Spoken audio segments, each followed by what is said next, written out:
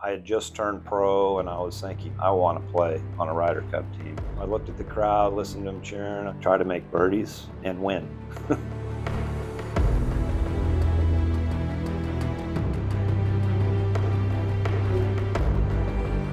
To me, it was kind of like having a chance to play in a major championship or even winning a major championship. At the time, outside the four majors, making a Ryder Cup team was really the top of my agenda, and I think every other player's agenda. And the fact that the Ryder Cup had such a great history, the matches have become really competitive. So it was definitely a motivation factor for me in the 90s of trying to get on those teams.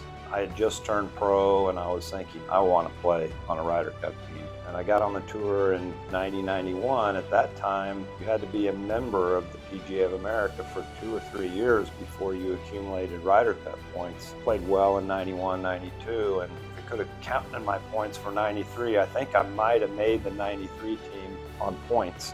I just kept playing hard and I knew I was playing well enough and accumulating points. And I had a great tournament at the PGA Championship at Riviera in 95, and that really boosted me over the edge to make the team.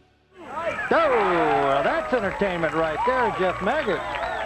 When I turned pro and I got my first tour bag with my name on it, I was like, wow, here I am at the show. And getting all the Ryder Cup clothes in the mail, it's like, wow, this is pretty cool. You have a chance to do something that not many guys have a chance to do.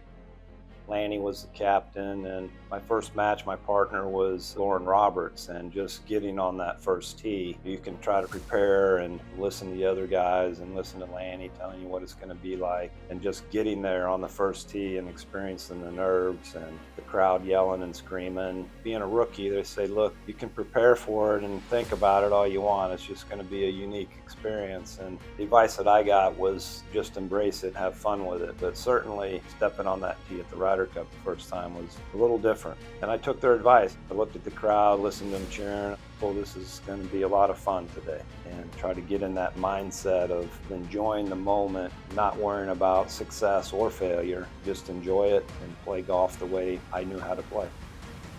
We're all so competitive. We're just trying to beat these guys out here. And when you have a chance to take a week off, take a breath, and then have these guys on your side, 12 of the best players in the world, trying to help you win a tournament for your country.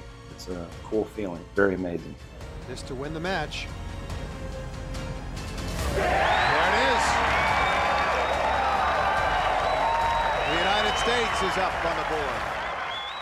At the time, I didn't really think much about who I played with.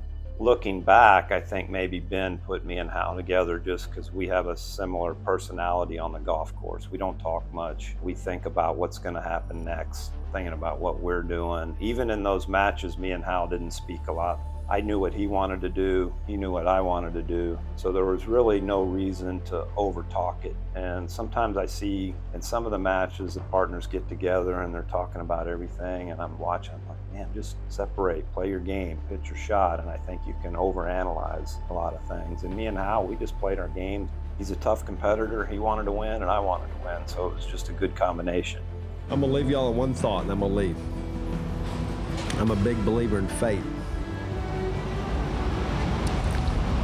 I have a good feeling about this. That's all I'm gonna tell you.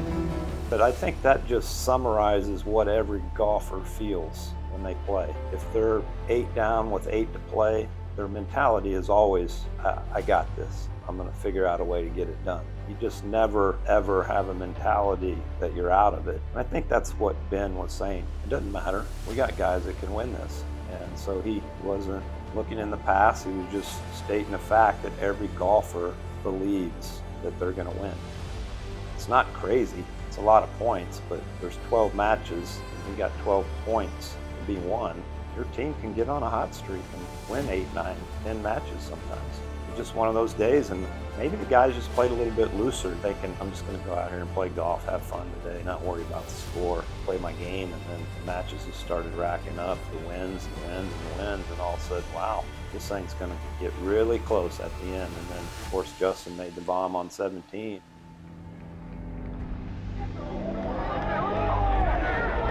This looks good. Oh, my! At the time I was having a tough match with Paul Laurie. He was ahead by a couple holes, and I could just see the energy totally deflate out of him because he was playing a good match against me and he wanted to win badly. And when we heard the roar, I knew what happened and he knew what happened, and you could just see him just kind of go, whew. It was an amazing day. Being on a winning team after losing two, having the experience of being on the winning side was a lot of fun. I didn't really think that much about the shirt. Well, if this is what they picked out, I'm gonna wear it. There were some guys that were like, what is this thing? But it's just part of it. Afterward, it's fun to joke. The shirts were kind of goofy, but they were fun. I think anything that kind of takes a little bit of the edge off of you when you get ready to play, things like that are good. So maybe Ben had something in mind that he wasn't telling us about. I was going through a lot of my Ryder Cup stuff. I was kind of cleaning out one of my closets, and I knew the shirt was in there, but I was like, I'm going to check, make sure that shirt's still in there. It was there. The moth hadn't eaten it up. So now it's my honor and my pleasure to announce the 2025 PGA Ryder Cup Captain, Keegan Bradley.